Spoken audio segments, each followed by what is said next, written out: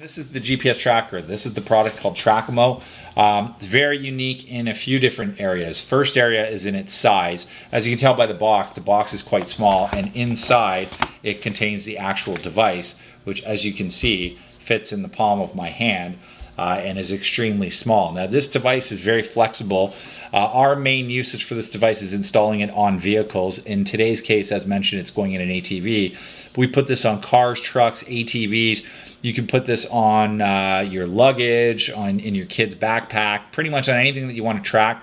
It does have a built-in battery. I'll show you here. If I open it up, there's the built-in lithium-ion battery, and then it recharges through a micro SD slot right there.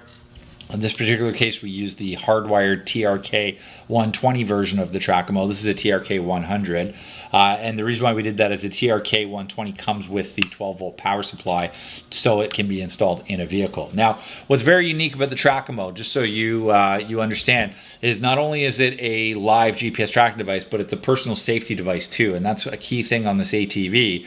While we did mount the Trackimo on this ATV out of the way and completely out of the elements, it still has the capability of, or you still have the capability of reaching the 3 buttons that are on the front. Now, I'll just show you close up. There's 3 buttons. There's a left-hand button, a right-hand button, and a middle SOS button. That's where the safety aspect comes in. So let's just say, hypothetical situation, somebody was riding an ATV or your motorbike and something happens. You're out in the bush and you don't have a phone or you don't have signal or whatever the case may be.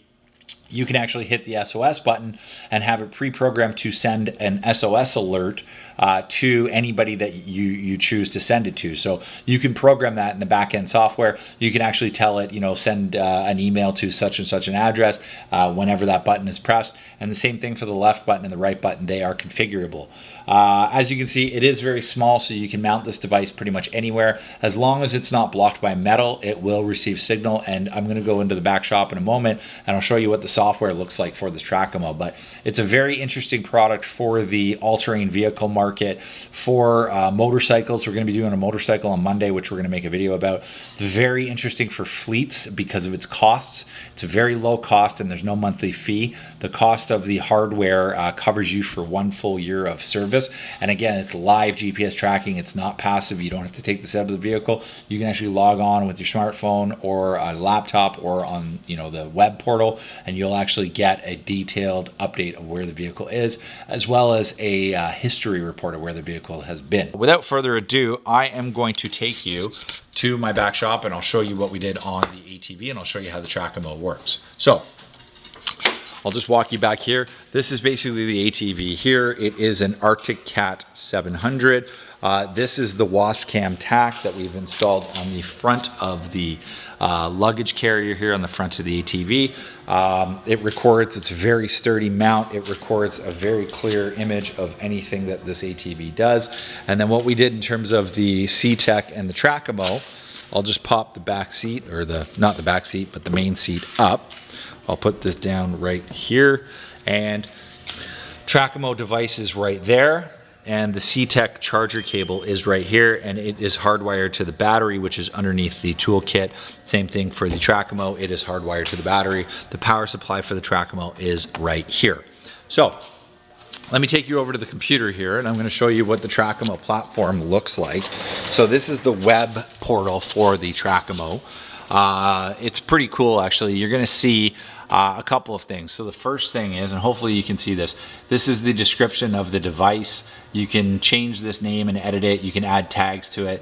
And then these are settings and information about the device. So right now it's telling me that we're at my shop, which is 155 Macintosh Drive. You can send a beep noise to the device, so the device will make an audible alert. If I click this button right here, this is update location. It will update the location. So it's basically saying at 2:50 p.m., the latest time that the location's been updated. It tells us where the vehicle is, when the last time it was tracked, the speed it is traveling, the battery percentage, and the latitude and longitude.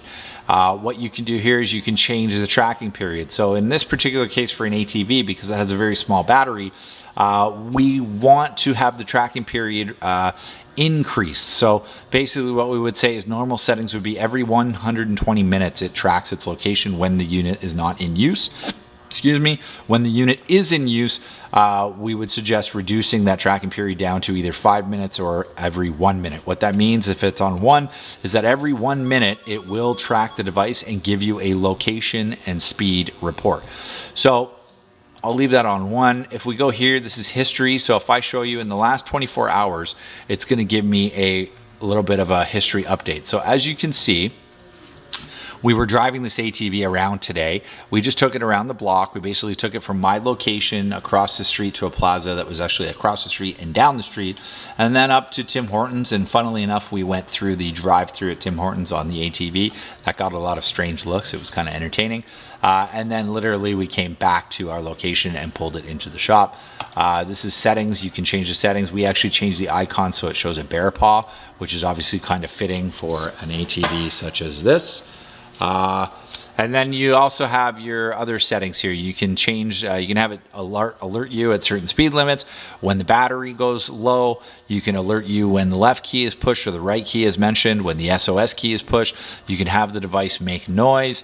You can also have an audible alert for on. So that brings me to my next point, which is why you would want to put a GPS tracking device on an ATV. Well, there's a few different reasons. ATVs get stolen quite regularly if they're left out on their own. They're pretty high value, easy to steal target, so having a tracking device on it would assist greatly in trying to get your device or your ATV back.